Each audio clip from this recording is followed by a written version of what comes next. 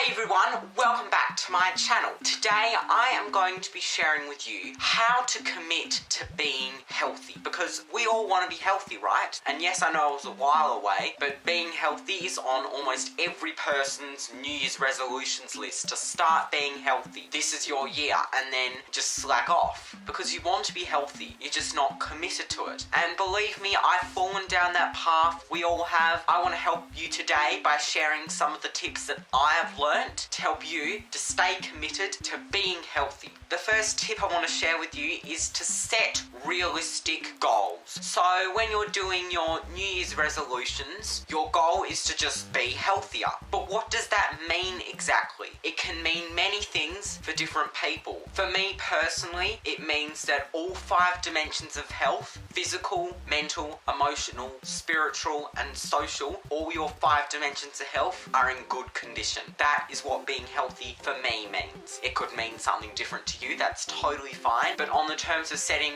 realistic goals, you've got to be more specific. Like, you want to be healthy, what does that mean? Do you want to eat healthier? Do you want your body to be in perfect shape? Define what that means, and that'll allow you to make that goal more achievable. Do you remember learning about SMART goals in school? S-M-A-R-T, SMART, that acronym. So let's break it down. S being specific. Be specific in your goal. If you have too much of a broad goal, like just being healthy, you're not going to get very far with it. The reason that you're slacking off or not committing to being healthy is that you don't know what you're actually trying to do. So if you break it down into those characteristics, like you want to just mentally be in a better place, you want to physically be in better shape, if you're more specific, you'll be more motivated to do it. Then we move on to M, measurable. How are you going to measure and keep track of your progress? And firstly, what is that progress? What are you progressing towards? You need to think about that, and then keep track of how far you're getting to that, so you can identify what you're doing well and what needs improvement. So if you made a specific goal, like, I want to lose a couple of kilos, and if you've lost 1 kilo, good, track that progress, for example, and then work out what you need to do to lose that extra kilo. That may not be the best example, but you get the idea. The next letter, A, achievable. You gotta make a goal that's achievable. You're not gonna get your body to be in perfect shape overnight. There's no way to do that. Even though there are those remedies out there that claim you can get the dream body you want in 1 week, I'm sorry to tell you, but no, that's not happening. There's no way that you'll turn from this to this in a week's time. That is not achievable. But if you do want to achieve that, work out how you're going to achieve it, and is that even possible? Think about your current circumstances. How much weight have you lost in the past? What did you do last time to help you lose weight in that time? And you're not going to get your dream body magically, but you can break it down into smaller steps, which means setting some smaller goals. For example, you want to start working out more so you can slim down a little bit, and you can break that down in small goals. Like, my goal is to get 60 minutes of exercise per day, or something like that.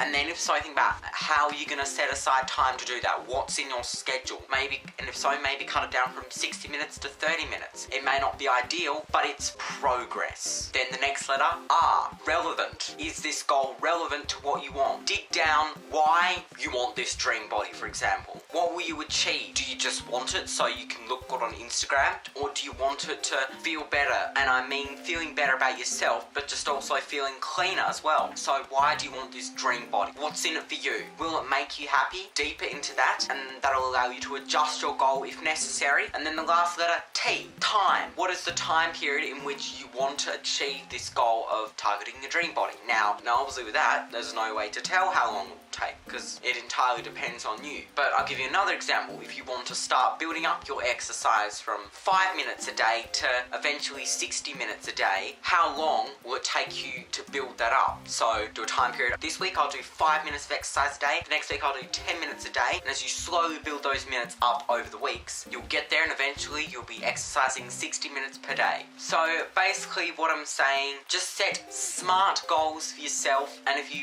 dig deeper into them, you'll be more likely to stay on track in being healthier. The second thing I want to talk about is recognize your body's needs. Now, this can mean a lot of things. For example, if you want to eat healthier, you might try and find a diet that's proven to clean you out and get rid of all those fats and chemicals that you've consumed over the years. But diets are just one thing that I cannot stress enough. You have to be careful with them. While it might have worked for all these influencers online, it doesn't necessarily mean it's going to work for you. Their body just generally may require more nutrients from a specific food group. Like, I'm not against diets or anything, but I'm saying this now. You need to tailor your diet to suit you, because otherwise it may not work, or you could be dealing with some serious health issues. Now, just keeping in mind, like, I am not bagging any diets out, but one thing I want to just give as an example is the keto diet, for example, which is a low to no carb diet, and you're relying on fat as a fuel source. And while some people are like,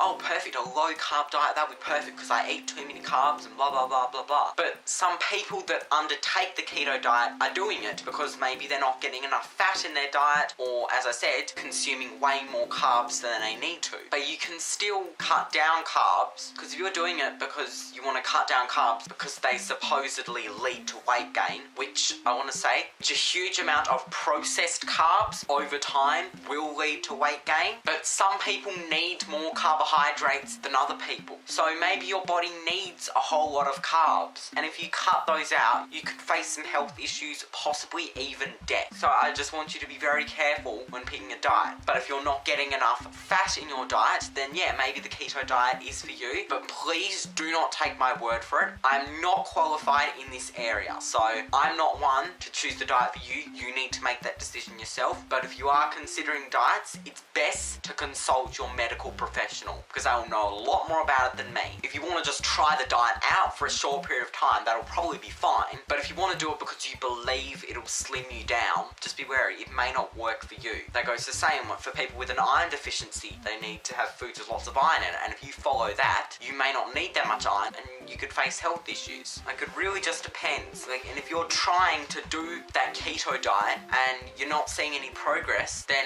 that may not be the diet for you. So if you pick a diet that's relevant, for example, go with vegetarian. If you are consuming far too much meat, you may need to cut that down, and if it's affecting your organs and stuff, you may need to cut it out and start consuming more plant-based foods, which may work for you because you may not be getting enough of them. So if you recognize your body's need and adjust your plans on becoming healthy according to those needs, you're more likely to see progress. The next thing I want to talk about is to always switch things up. And so this can be anything. Maybe the reason that you're not committed to being healthy is because you're always eating the same thing every day, you're doing the same exercise every day, and you're not benefiting from it because your body needs variety. We as humans need variety in our lives. Change is happening all around us. So if we're stuck doing the same thing, we're going to get bored pretty quickly. And in turn, that could lead to binging and not being motivated to get any exercise done. But if you start incorporating some foods into your meal plan, don't be scared to try new foods. Like, if you're not allergic to it and you've been told specifically to cut it out, what's stopping you from having it? If those were the factors, it would just taste disgusting. You don't necessarily have to have that food again, but you tried it. That's the main thing. If you don't want it, don't have it. It's good to do the same thing, and it's always good to switch things up. Besides, if you try new foods and expand your taste buds, you'll be willing to have a lot more variety in your meals, which will allow you to eat healthy without having to eat copious amounts of processed food. And that's with, like, exercising. For example, like me, I go running once a week, and I try to switch at least one thing up about my route, so maybe I'll take a different turn just for some variety. If I just go the same route every week, I'm going to get bored pretty fast, and I'm not going to want to do it anymore because I'm sick of it, or at least not enjoy it as much. So if I add a new route to my plan, I'll have more fun. And then if you're sick of running just altogether, try another form of cardio. Sign up for your local gym and start going on the treadmill. You can either do some bicycle riding, that's still cardio, or if you want to try doing some weights, feel free to do those. But going back to your body needs, if your body needs them, do them. But that's not to say that if your body doesn't need them, don't do them. Do them in moderation. It doesn't need to be excessive, because you won't see any benefits if your body doesn't need it. But anyways, going back to that, just switch things up, try out new activities which can improve your emotional and mental health, and even your spiritual health. Go to an art class, book club, try out that new restaurant. Just do something, because if you do that, you'll feel a lot happier and you'll be more motivated to stick with your goals, because you're always trying new things, which is one of the main reasons people tend to not commit to taking care of their health. And the last thing I want to talk about is seek support from others. Don't think that you have to do everything on your own. Don't be scared to reach out. Talk to your family, your friends, health professionals, and this goes for all 5 dimensions of health. If you're having trouble with your physical health, contact a health coach. They can help and support you. If you're not doing well mentally, maybe find a therapist or something, or just talk to one of your supportive friends or family members. No one's pressuring you to do this alone. It's okay to ask for help when needed. You're likely to fall down obstacles during your pathway to becoming healthier, and that's okay. It happens. We all make mistakes, but don't treat it as a failure. Treat it as a learning experience and something you want to learn from, and if you're not sure, tell someone. There's lots of resources available to help you and support you, and who knows, they could help try to find a way to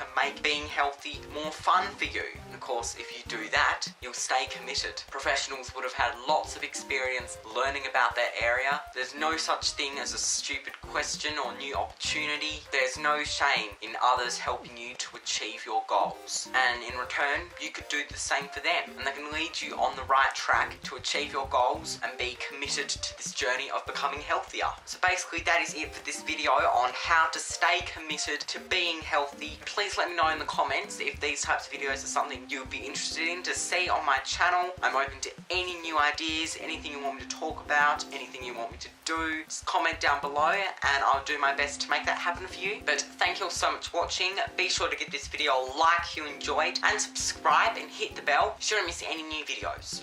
So, till next time, in my next video, I shall see you there. Goodbye.